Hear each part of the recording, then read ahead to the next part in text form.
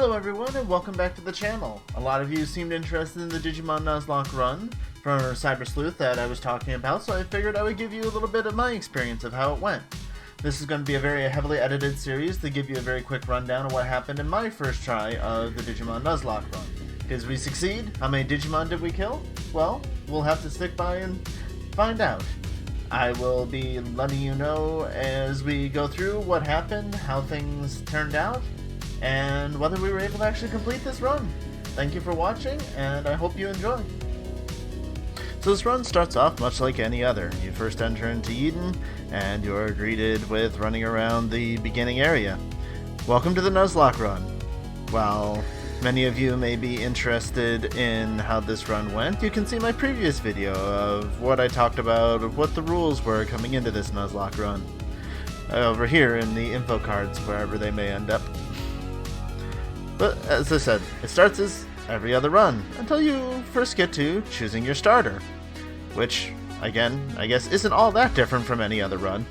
But took a little bit of time to consider what I wanted this time.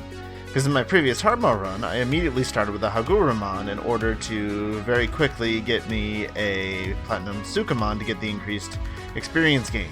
But in a Nuzlocke run, those kind of Digimon are very squishy and very dangerous. And given just the sheer number of virus types that I run into early on in these runs, you really just, if you want the easiest time, you pick Terriermon. If you want it to be harder, pick Palmon. Even Hagurumon's not actually that strong a choice, it's a very defensive Digimon. Just look how cute he is. And here's your first real battle, which is no big deal. You can't actually die here. You've got a Mega on your team. So just quickly go through it. Most of these battles that are the bigger ones that I'll actually highlight, I'll play through at a faster speed so we can get through them quicker. And I just had to include this adorable cutscene because I just love it so much. Again, nothing all that different, nothing that exciting for the Nuzlocke run, but aww. I'm sure those two won't be important in any way. So, the very first battle that you come across afterward is always going to be these two Koromon. So you'll immediately get the 50% scan data for a Koromon. This will become important later because it means that you're almost guaranteed to have a Koromon on your team. So whoever you want, you should have a plan. Now, one of the main rules for a Nuzlocke run is to also include having a name for your Digimon. So, since no one was around to chat for me to decide to name my Terriermon after, this became the new Rordrik. Then, after getting through all of Kowloon and getting to the end, we find the Eater at the end. This is another one of those battles which you can't really lose. This is all in the prologue still. So you enter into the battle with the Eater. This is a battle in which you can do no damage. There's nothing that you can do that will actually harm the Eater in this battle. So you might as well just take it easy. You can even just guard the entire time if you want, because the others will just tank the damage for you. So thankfully in the end here I actually did guard, because as you can see, it did attack me. And that could have been really bad. I assume it would have left me with only one hit point. I don't think you can actually die there. And that gets us out into the first chapter, which finally allows us to actually convert a Digimon. Well, if we actually had enough scan data, and if we found the Digilab, which very shortly after going through the digital network, you quickly find the Digilab in Mirai in order to be able to convert a Digimon. So, once you've met her, you can go on into Kowloon and find your first avatar part, which always triggers this same battle, which is against two Koromon, which seems awfully familiar to the two Koromon we saw earlier, giving us a total of 100% scan data. And voila, we have our first Digimon. You have to return back to the Digilab in order to convert a Digimon, obviously. So we went back, and we got the second member of our team, Koromon. Now my rules state for the first two Digimon you get to 100% you can convert them, because you need to make a team to start. So this is the only chapter in which I can convert to Digimon. And since I found Pabumon and Poyomon at the same time, I got to choose which one of them I wanted to convert as my second Digimon. Since I wanted to push towards getting a Tokomon, which could become a Sistermon, that's what I went with. I wanted to get a Poyomon. So once you have completed and got all of your avatar parts back together, this is where I realized you can't use that exit portal. So I thought that would be the quick way to get back to making the Poyomon. But it wasn't. I had to go all the way back and make him later, which was fine. Though it did accidentally give me an extra 30% scan data, which normally would be good, but does feel a little bit like cheating in this run, where you're supposed to do it at 100%. So moving on into the hospital, continuing normally along in the run, going through this digital network as well. Wasn't anything all that interesting. It's a few more in-trainings, pretty much. Not much different than you've seen before. Now, when I got to this point, I had to make a decision. Do I allow myself to get another Poyomon because I've already converted one? And the decision I came up to was no, you can only get one of each Digimon. So, in keeping up with naming, I decided to name my primary team Aji, after my brother, who is also a streamer, and Rordrik, after Rordrik the Wolf, another streamer, who weren't around to give me their permission to use their names at the time, but I figured they wouldn't mind the free publicity. Once you get to them finally discussing the whiteboard, this is where you unlock Chapter 2. Now, because it's in the just kind of random middle of everything, it's easy to miss when you make it to this chapter. So after a little while, I realized and converted Papamon, who had gotten to 200% at the time. At this point, you unlock Kowloon level 2, which allows you to get some slightly better battles, but there's still nothing all that interesting. In the meantime, getting there, Rordrik was able to reach maximum level pretty easily on that floor, and therefore, we got our Tokamon. And then, after moving through there some more, we even found some rookies to fight, which, yay, that's really not all that impressive yet. But we were able to defeat the mighty Goblimon, and in so doing, our Papamon became max level. So what does that mean? Immediately have to turn around, go back to the Digilab, and decide what we're going to Digivolve them into. Now, looking through the options, I quickly decided that I didn't want a plant type, because I knew the boss of this chapter would be Growlmon. So I went with Modinmon, who wasn't a plant type Digimon, to deny the additional damage from the element. And, moving along a little further, we were able to find the next Digimon to reach 100%, Wanyamon. And after beating up yet another Goblimon, we discovered that Aji had become max level as well. So, back to the Digilab we went. And deciding what I wanted to do with him, I just decided I didn't want another vaccine type, so I went classically with another Agumon, just to make sure the final boss fight was as easy as I could. And thinking about naming for my next Digimon, decided to name the next one the Motimon after Blue Spirit 12, another streamer friend of mine. Moving along, we then discovered that Yokomon would be our next Digimon. Now this is when I began to start writing down the Digimon that got to 100% so I could remember them later on. And this battle is where I discovered that back attacks could be quite dangerous, and that Biomon also joined our list. Then came the infamous Growlmon that I was the first battle I was at all worried about. And, in all honesty, the battle went fairly well. There wasn't a whole lot of trouble to be had here, really. I made sure my team was ready for this with a couple of vaccine types. I mean, your in-trainings like Rordrik here will take quite a bit of damage, so you do have to be a little cautious of them. But all in all, it was just a fight that took a few turns, but otherwise it turned out just fine in the end. The hard mode run I did, I will admit, there was a Gomamon I had that was an MVP of this battle. Having the water and vaccine type like that can be a great help if you want to take your Poyomon down a Bukamon line instead of the Tokamon that I went down. It's something to consider. Moving on from the Growlmon fight, you then move on to helping Mirai take down the bunch of hackers. Again, these battles were pretty easy. There wasn't much to be said here. Most of them are virus type, and if your team is still ready from when you were fighting Growlmon, you will likely have absolutely no problem with them. And so beating them up, Rordrik became max level once again. Then moving through, we kept on fighting, and Rordrik, also became max level. Then we went into another fight, trying to get through. I didn't think I'd be gaining this much experience, but Chaz, the Motimon, also became max level. So, going back to the Digilab and deciding what I would become, I became Gargomon. Which Gargomon is a interesting choice. If you go straight down his line, it actually doesn't give you many good options.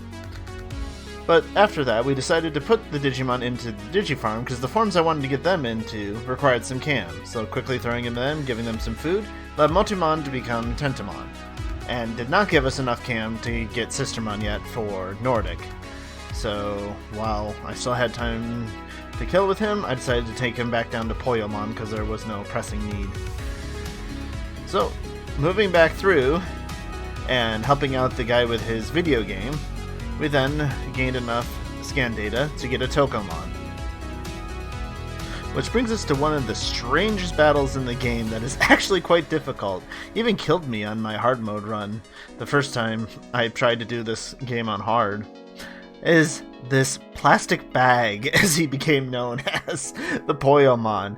For a baby Digimon, he is insanely tough. He does pretty good damage, has a lot of hit points, and just will take you quite a while to finally beat through all of his hit points, even on normal mode. But, again, all in all, he just doesn't hit quite hard enough to actually endanger you to actually die at any point in this fight. So, just keep healing up when you need to, slowly whittling down his hit points. He doesn't heal or anything, so there's nothing too scary there. Just keep on hitting, and eventually, finally, the plastic bag of doom will be defeated.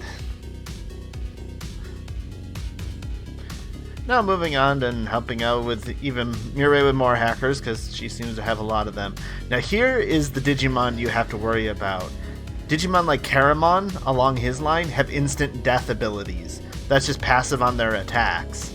As well as possibly some of these in trainings and babies that show up, they might just randomly give them like destruction, which on default has a % chance to instantly kill. Be very aware of them. And in beating them up, Rordrik reached max level again. Trying to head back through, we encountered Tsunamon. So Tsunamon became our next Digimon that we would also be converting in many chapters from now. So now that Rordrik was max level, back up to Tokomon.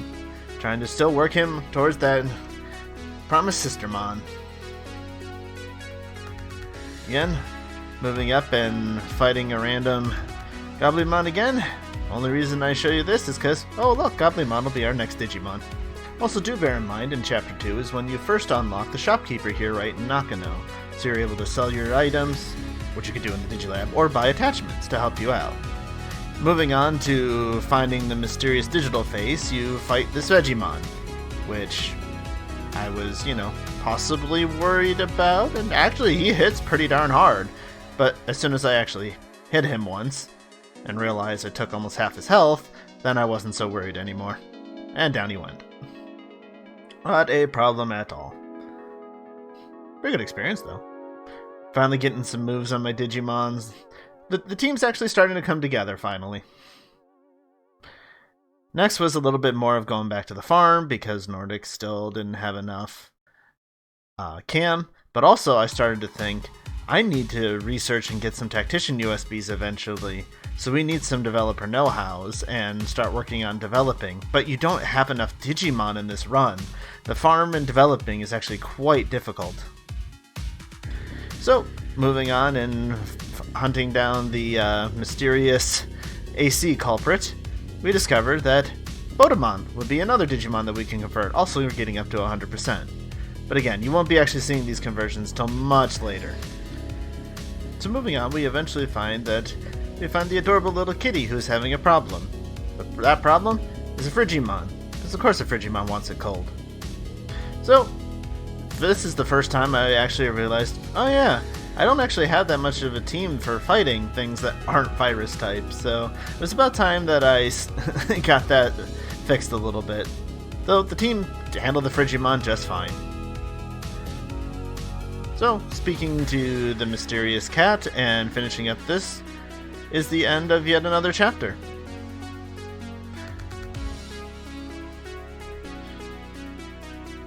This brings us up to Chapter 3. And with it, we get our next Digimon, which turned out to be Wanyamon.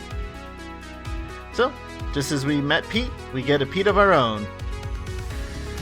and going through and naming him. At first I decided to name him Yoden after another streamer friend of mine, but somebody came in to chat and thought I should name the little kitty after my cat, Peggy, who you've probably heard meowing in the background in this recording a few times because she's deciding to be needy today. Yes, hello. So, we had my cat in the game, which wasn't what I planned on doing, but it was cute. Makes us attached to her. So next up on the list is helping out Nokia and finding her Agumon and Gabumon. Or, well, at least the Agumon and Gabumon that helped her. I guess not hers at this point.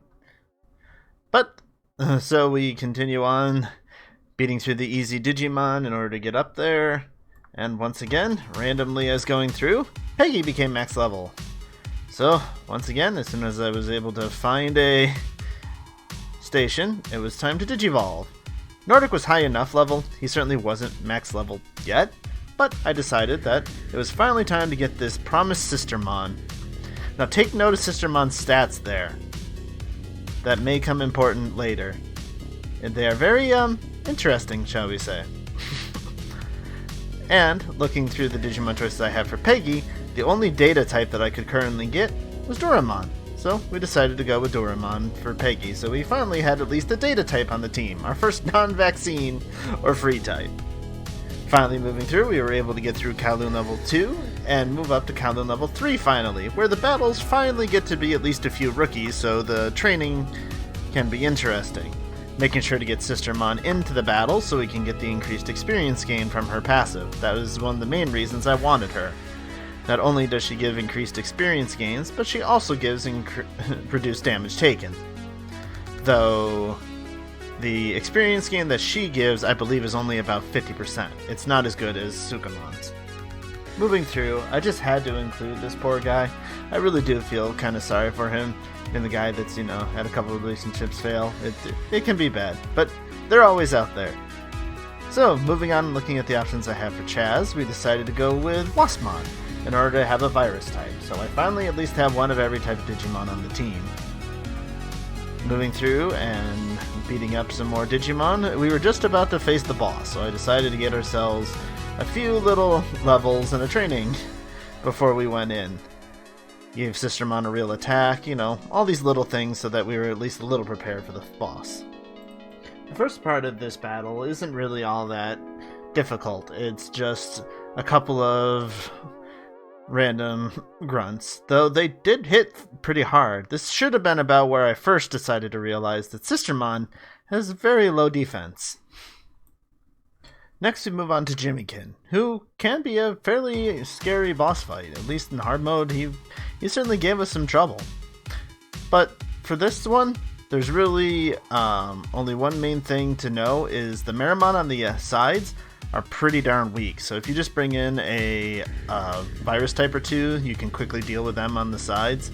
And then Devimon just has a few hit points, he just takes a little while to take down. The other two really aren't that big a threat, and once it's just Devimon, you can just slowly whittle him down. This is definitely the easiest of the 3 Jimmykin fights. Once you have defeated Jimmykin, you are then ready to move on to Chapter 4. The final part of our first part of this video, in which we finally move on and we encounter our first digital shift.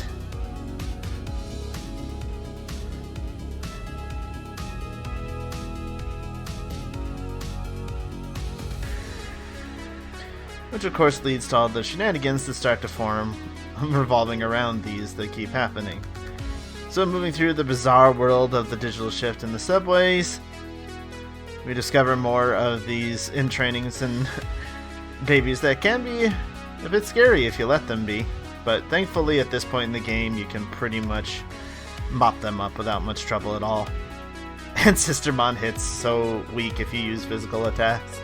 She cannot do any damage. She's the definition of an intelligence-based Digimon.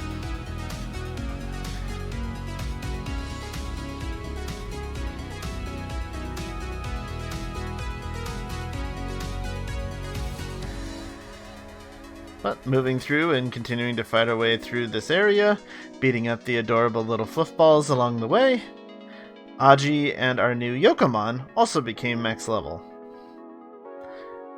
So we decided to... We could have turned around immediately to do it, but at this point I wasn't worried about wasting a little bit of experience. And thus we got Gatsumon. As you can see me now reaching over to right now, once again, will be our next Digimon to convert in a few chapters. Then we ran into even more of these Portamon and Sumamon, both of them being added to the list as Digimon that we will convert in the later chapters. So pretty much with this run, a lot of what you will be converting early on will be in training and baby Digimon. That's almost what you get for most of the run. Now looking to try and balance out the team more, we decided to turn Aji into Tyrannomon, who also gets access to Acceleration Boost, which is just a generally good ability to have on any Digimon. And then looking at the options for our new Yokomon, we decided to go with Mushroommon. So we had 2 Virus, 2 Data, and 2 Vaccine. We had a very balanced party for the first time in the game. Next up was the first real Eater fight. And I have to admit, I was a bit scared on this one, because I had no Digimon that had any penetrating moves at the time. I was very worried that I wouldn't be able to get past its defenses and do enough damage. But as it turns out, this first one that you fight isn't particularly difficult. So you're able to do decent enough damage even with just basic abilities that otherwise might not have been able to do well enough. And especially in hard mode or in other capacities. And so we were able to easily defeat it. And with it, you dispel the digital shift and move on. And also realize in this chapter that you can buy HP attached Ds. If you're worried about your Digimon dying, those are always an excellent thing to pick up a few of those before you run into any troubles. Next up is trying to now fix the heating, which brings us to the fight with Blue Marimon.